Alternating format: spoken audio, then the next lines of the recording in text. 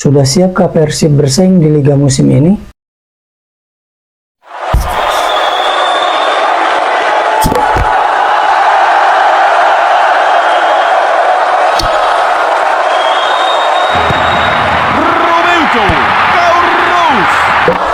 Hanya dalam hitungan hari, kompetisi Liga Indonesia atau yang kali ini bertajuk Liga Super Indonesia akan segera dimulai. Masing-masing tim telah melakukan persiapan guna mengarungi kompetisi musim ini, termasuk diantaranya Persib Maung Bandung. Beberapa hari sebelumnya, tim kebanggaan masyarakat Jawa Barat yang sudah 2 tahun terakhir ini meraih gelar juara Liga Indonesia telah melakukan pertandingan uji coba, yaitu melawan Western Sydney Wanderers, sebuah tim yang datang dari kompetisi Liga Australia. Pertandingan tersebut berkesudahan dengan skor 1-0 untuk kemenangan Persib Bandung. Gol dicetak oleh William Marsilio pada menit ke-60. Ini adalah hasil yang bagus, membanggakan, menghadirkan optimisme. Meski secara pribadi saya melihat beberapa kekurangan. Tapi memang itulah salah satu tujuan diadakannya eksibisi atau pertandingan persahabatan ini, yakni untuk melihat atau mengevaluasi kekurangan tim sebelum liga benar-benar dimulai. Secara permainan, kedua kesebelasan relatif seimbang dengan ball possession dibagi rata hampir 50%-50%. Persib terlihat bermain lebih berhati-hati. Hal itu sangat wajar, mengingat secara kualitas maupun materi pemain, Western Sydney Wanderers berada di atas Persib.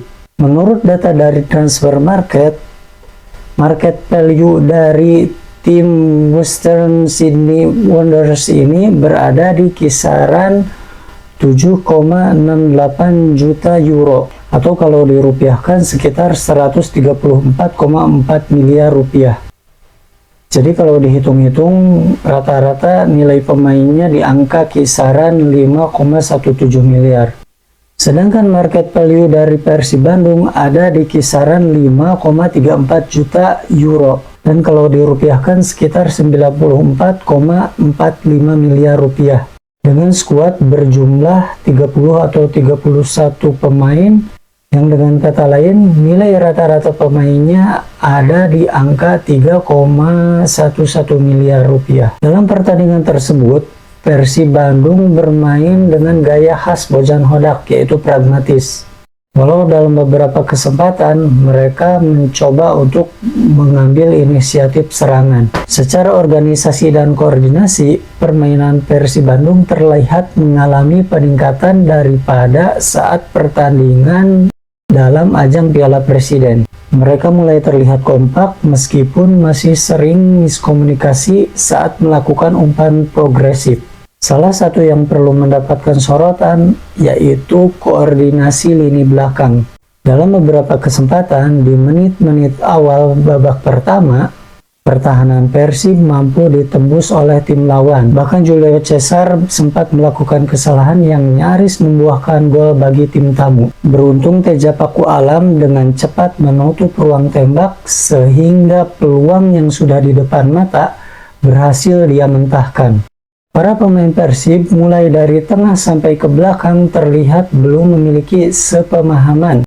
Mereka terlihat bingung dengan peran masing-masing saat mengantisipasi serangan lawan, siapa yang menutup jalan, siapa yang menghentikan pemain, siapa yang melakukan man marking.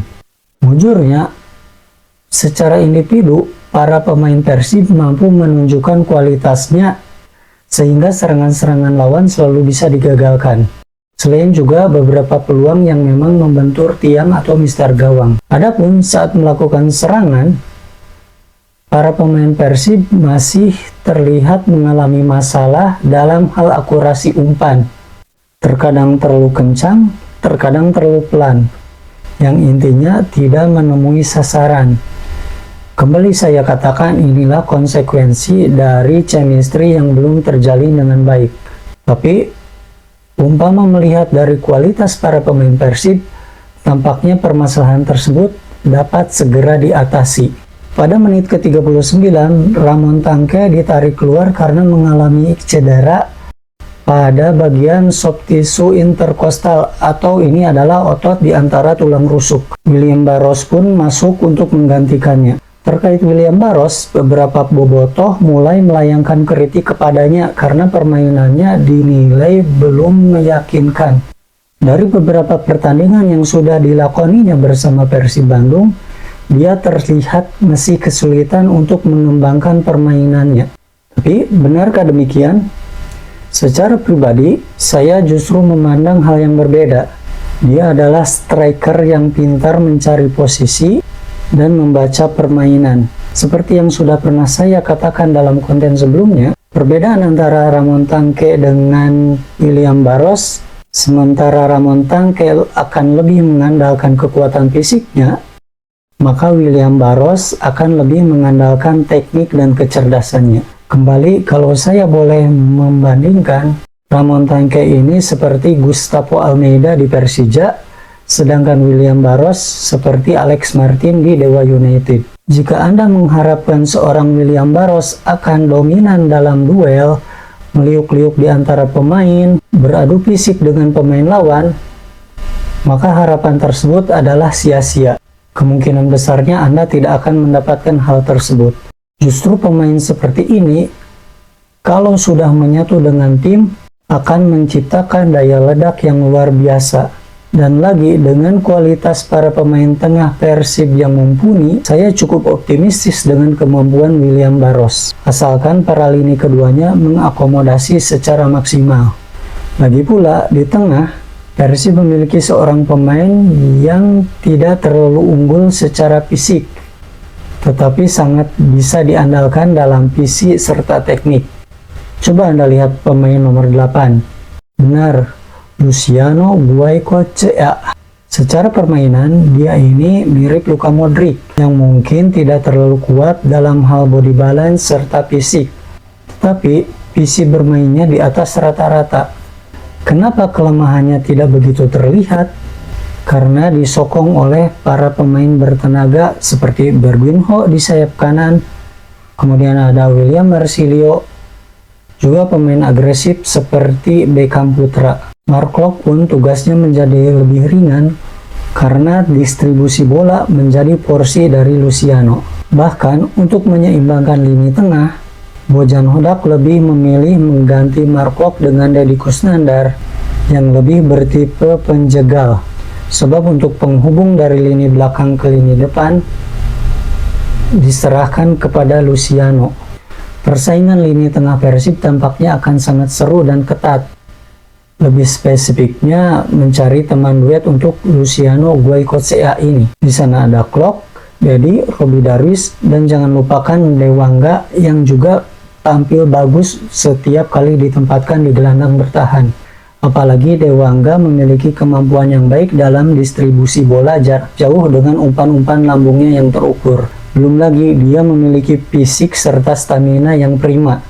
Itu akan sangat membantu bagi Persib di lini tengah, baik dalam melakukan duel, menutup ruang, ataupun memutus serangan lawan. Hampir sama dengan Robby Darwish, keduanya sama-sama memiliki determinasi tinggi. Bedanya, Robby Darwish lebih sering melakukan umpan-umpan pendek. Mungkin dia akan lebih cenderung menggunakan skema segitiga.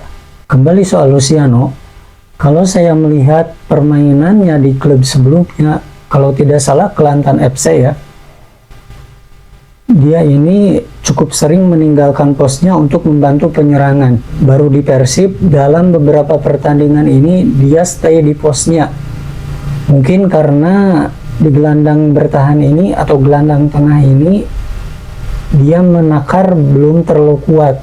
Tetapi apabila suatu saat dia kembali ke gaya permainannya, maka Persib membutuhkan seorang gelandang bertahan yang energik, yang sejauh ini ada pada diri Dewangga serta Robby Darwish.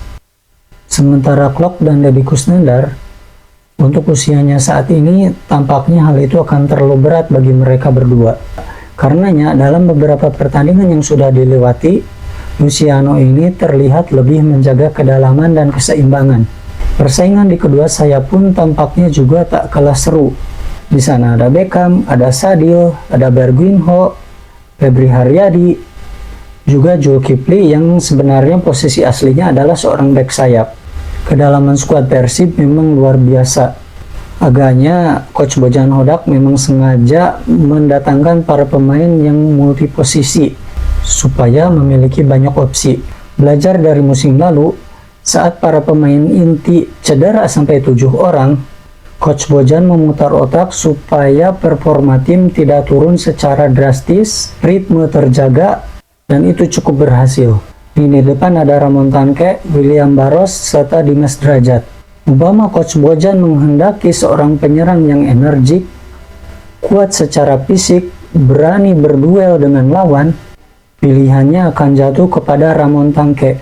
Tapi kalau menghendaki permainan yang lebih taktis, Barros layak menjadi opsi. Adapun kalau ingin memaksimalkan ruang, mobilitas dari lini tengah, maka Dimas Drajat sangat cocok untuk dijadikan pilihan. Dia dapat bergerak lebih bebas, kemudian membiarkan lini kedua masuk ke kotak penalti lawan. Jadi sekarang judulnya bukanlah pemain inti dan pemain cadangan, melainkan bentuk permainan seperti apa yang dikehendaki Bojan dan seperti apa strategi lawan yang dihadapi. Di posisi central back, Hamrah Hanusa juga tampaknya siap dan memiliki kualitas untuk bersaing dengan pemain asing.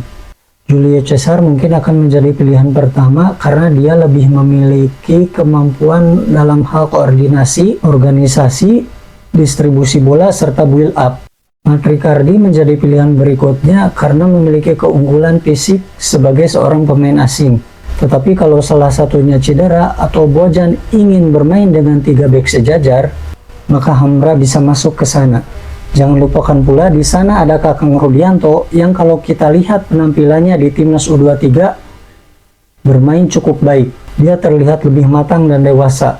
Tetapi kembali saya katakan, terkadang Kakang ini kontrol emosinya sering lepas, dan kalau sudah lepas bisa berbahaya bagi tim. Kita juga pernah melihat saat Piala AFF, jangankan pemain, wasit saja mau diserang. Belum lagi terkadang Kakang ini mengalami kepanikan dan gugup saat dalam tekanan, dan hal itu akan membuat permainannya menjadi riskan. Kakang harus meningkatkan kemampuan kontrol emosinya.